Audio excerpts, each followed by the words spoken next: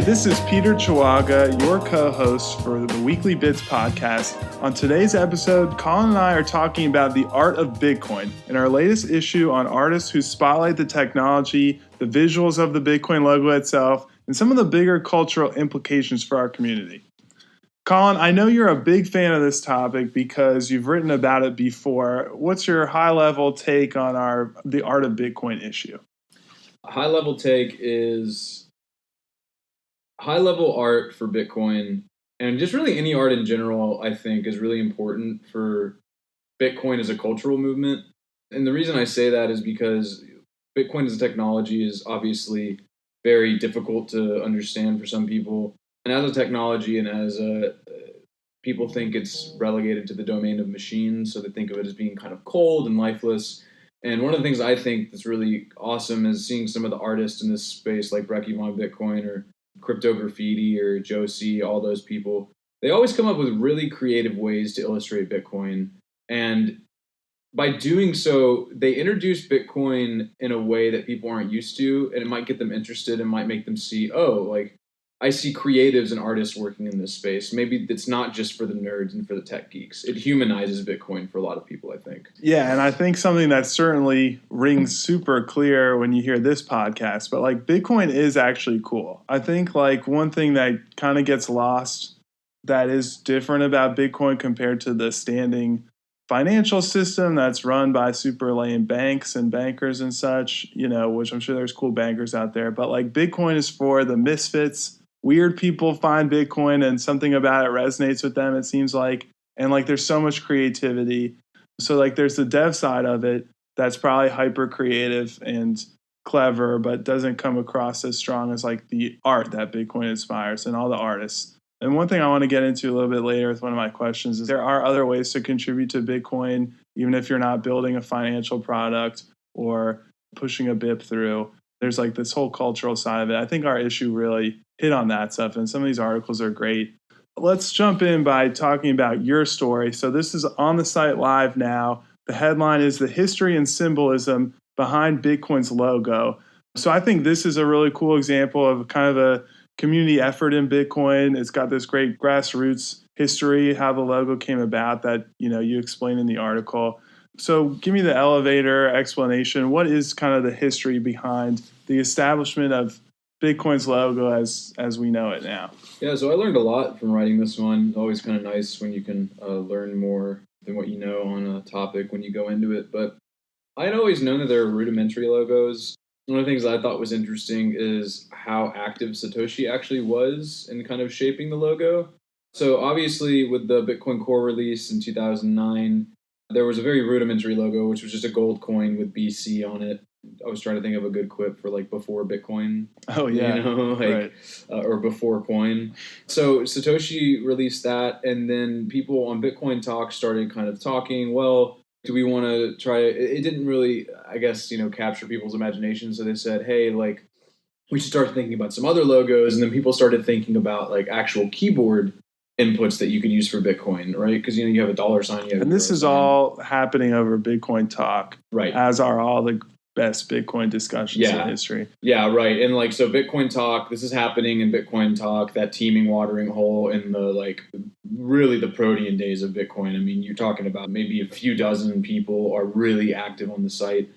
And anyway, so someone pitched the idea of using the Thai baht, which is a B with a strike down the middle, as the currency symbol. Some people thought that was a little too confusing because it's already the currency symbol for another currency, a fiat currency. But one thing that everyone did agree on is that BTC should be kind of shorthand for Bitcoin. I won't say everybody, but people seem to think that made sense. They kind of liked that. It looked more like a ticker. But anyway, apparently the Thai baht conversation got Satoshi thinking, because then Satoshi on February 24th, 2010, introduced a new logo, which is kind of the one we know today. It's the B with the strikes going through the coin. Dude, it's through the B, not totally through right. It basically looks exactly like the B as we have it today. I was going to say that is the logo we know today. I'm sitting in this room and I can see it in 4, maybe 5 different places without moving my head too far. It's prevalent. Right.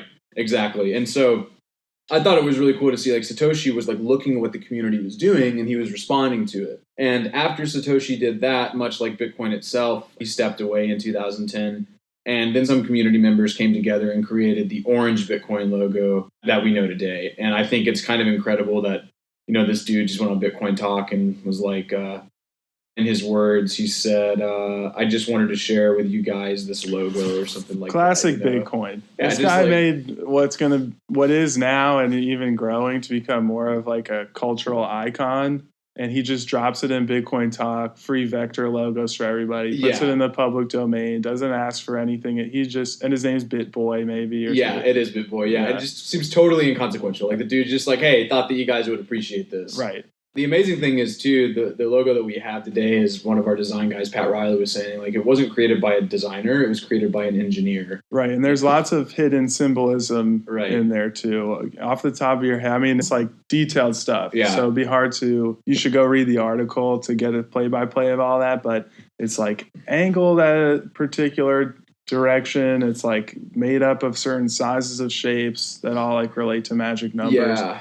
It's interesting. Some of the symbolism is a little forced, but I think it's still really cool. Like the number 8 shows up in dimensions a lot for the Bitcoin's design. Like if you're making the Bitcoin logo from scratch, like this dude, you can go see on my article, there's a link to a Medium post that goes step by step how to create the logo from scratch. Some of the dimensions for some of the shapes included, 8 degrees, and on the program that they were doing, I don't know what the measurements are exactly, but it was basically 8 by 12.5. It comes up a lot. The 8 here for the creator represents B for block.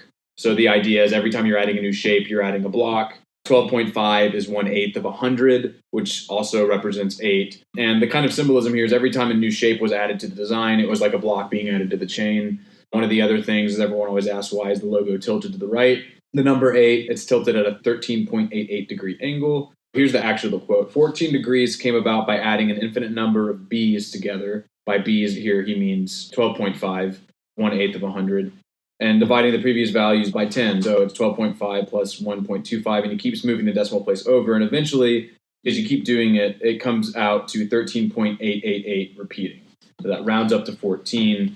But there's just that gives you a taste of just how like every detail is really thought out. Yeah, super complex. It's very complex. To be honest, as far as I'm concerned, if the B tilted a little bit further to the right or was straight up, I'm sure we'd all be in the same place. Not sure how much difference that would make for anybody, but kind of cool that there's this untold story. And like I said, what I really liked about it, reading through your article and learning more about this history, is like it's so community focused, so grassroots. People were just doing this for free.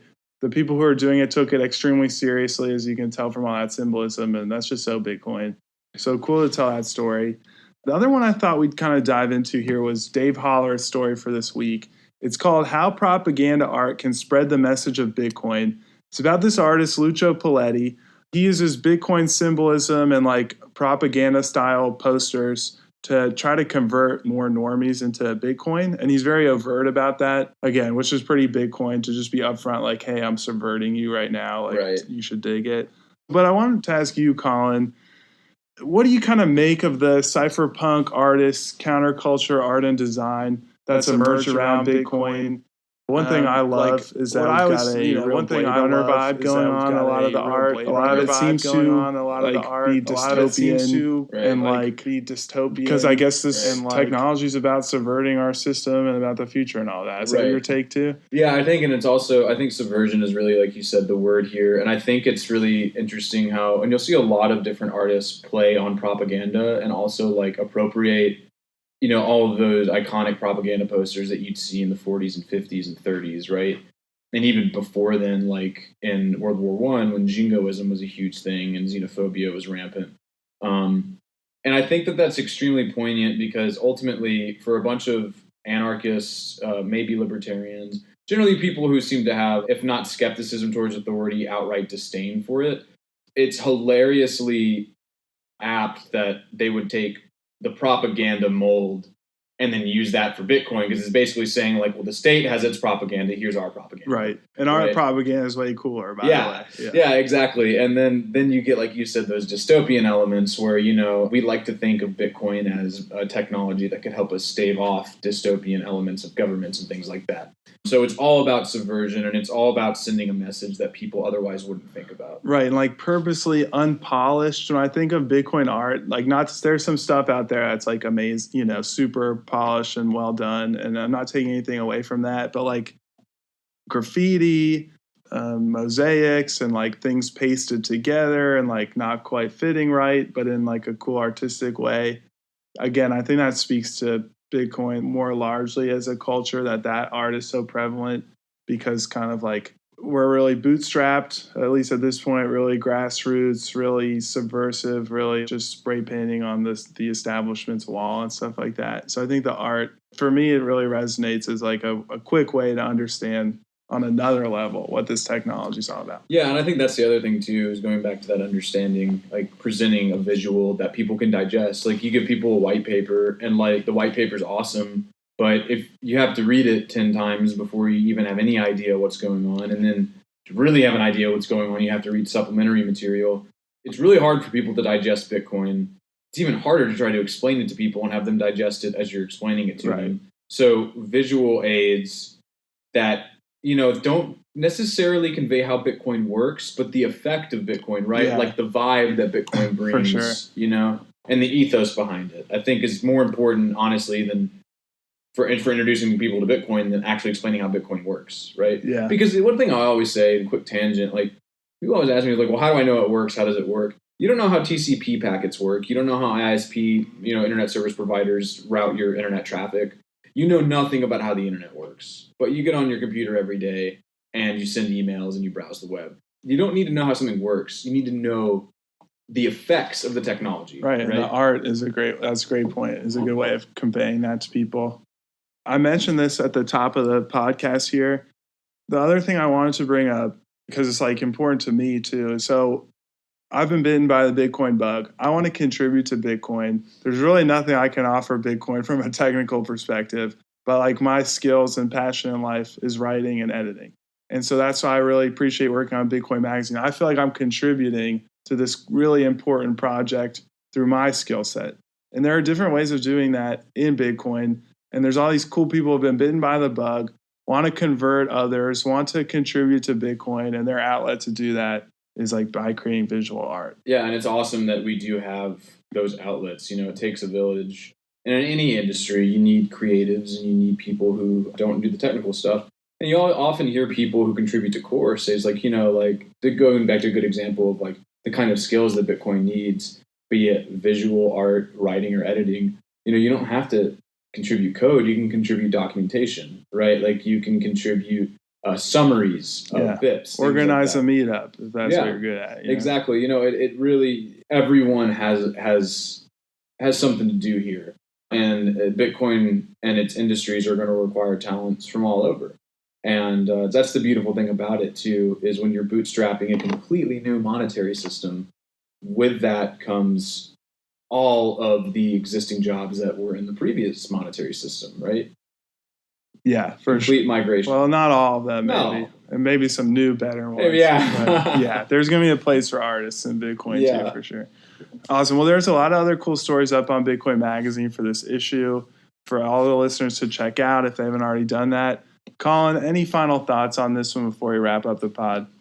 No, I would just say if you're a content creator, an artist out there, Bitcoin needs your services. And another thing I would say is when it comes to Bitcoin propaganda, we don't want to be spreading misleading information, but never fear about laying it on too heavy because there's propaganda coming from the top of society against Bitcoin, and we got to fight it. Well said.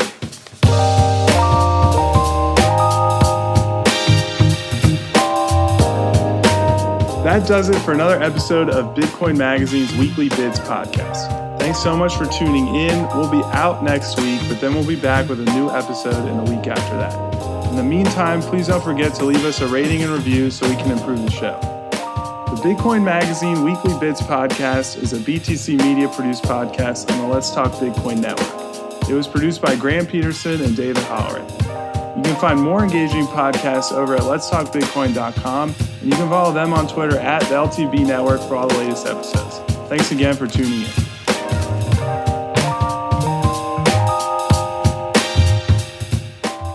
And a quick reminder that all of the content in this episode is for informational purposes only. You should not construe any such information or other material as legal, tax, investment, financial, or other advice.